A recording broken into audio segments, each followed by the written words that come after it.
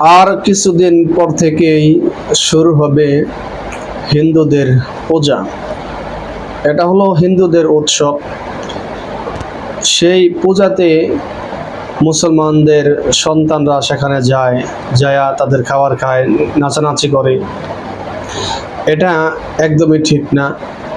কারণ আমাদের দুইটা উৎসব আছে, কোরবানির ঈদ, রমজানের ঈদ। এই ঈদের মধ্যে কিন্তু তারা কোনো হিন্দু কিন্তু আসে না।